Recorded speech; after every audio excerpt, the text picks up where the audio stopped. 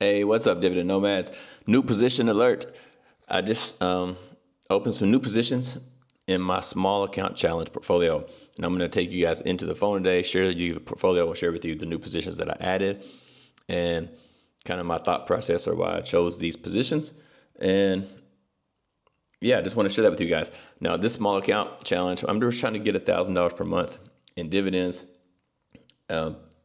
Basically, what I do, I just deposit $300 a month minimum. Sometimes I'll put more, but usually just like $300 a month. And it's just the money I earn from YouTube, right? I get like $300 a month from YouTube, and I just put that money in this portfolio and buy high yield dividend stocks. And we're trying to get $1,000 a month. So let me take you into the phone. 3, 2, 1, bam. All right, this portfolio is in Webull. I'll open that up and I'll refresh it for you. Okay, so this is 8:50 in the morning here in China. You can see right now the portfolio value is $5,849.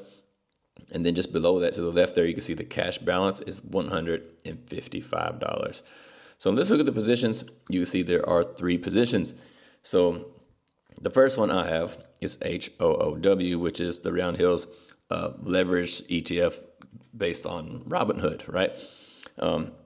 This one right here, if the internet allows, it looks like it's slow for some reason. Well, the internet would do this to me right when I'm trying. Anyway, I can show you this here. So you can see there's 20 shares, and my cost is $63.98 because I sold this before earnings and avoided the big 13% decline, and then I bought back in. So we got a $63.98 cost average on 20 shares only. I bought less this time because I wanted to diversify a little bit into something else. But the reason why I bought HOOW because I do believe in their long-term their long-term abilities, I guess, because they're kind of the leader in tokenizing stocks, and that's the way the world is going. Like even the Nasdaq, like the actual Nasdaq 100, they're looking to tokenize stocks. Basically, what that means, if you're not familiar with it, just to put it in a simple term, it just basically means they're putting the stock tickers onto the blockchain, so there will be available 24/7 for trading. And that's just becoming the way of the world right now. So that's why you can have the overnight markets and you still have things that are available 24/7 for trading, but not everything, because not everything is tokenized yet. And Robinhood is kind of the leader in that. And I think they're going to lead that into the future. And so I do believe, long term, that they're going to be a great position.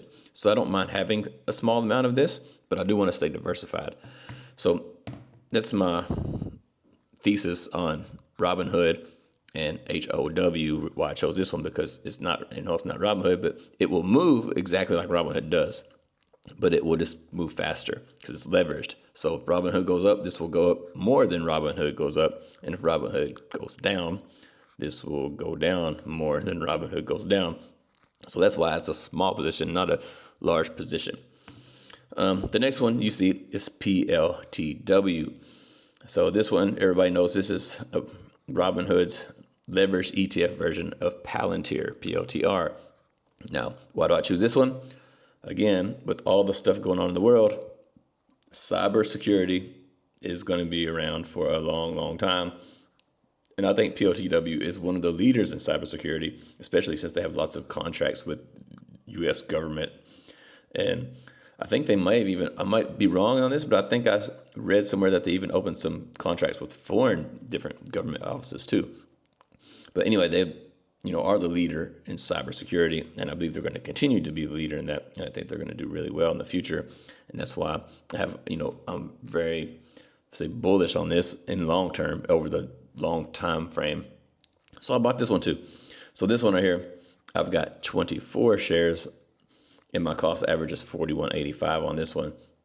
So these are the 2 new positions that I just added. And then the last position I have is the WPAY.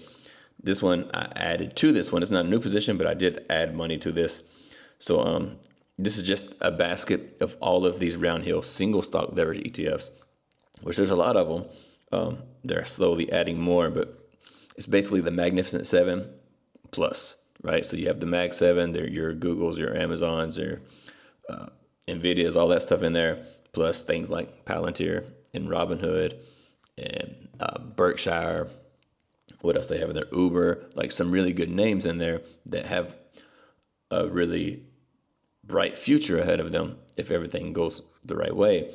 And so that's one of the reasons why I like WPAY, because it's diversified. It gives me access to all of those, even though there's some that I don't really love, but there's more good ones than bad ones, and based on my beliefs anyway. So that's why I choose this one. So WPAY, we've got 65 shares now at 52.53. So yeah, this one I plan to keep adding to this too. I have deposited my $300 in this portfolio for this month, so I'm probably not going to be adding any more. I'm just going to be receiving the dividends from these three and reinvesting them to get more shares. So that's my thought process, what I bought and why I chose these. And there's actually some more that I wanted to get, but I kind of may have missed that boat. If you check here on these round-hill funds, they have Apple, AMD, which is one that I really like, Amazon, ARM, AVGW, that's AVGO, Broadcom, Alibaba. Let's see what's some more. They have Berkshire, Coinbase. I don't love Coinbase. I don't really like that one, to be honest with you. I'm not a fan of the Berkshire one either. Costco, also not a fan. Google, HOW, or Robinhood. Then we've got MetW, that's Meta, MSTW, Microsoft, Netflix, NVD and Nvidia, Palantir. What else we got? Tesla, Uber. So, and they have some good names in this fund.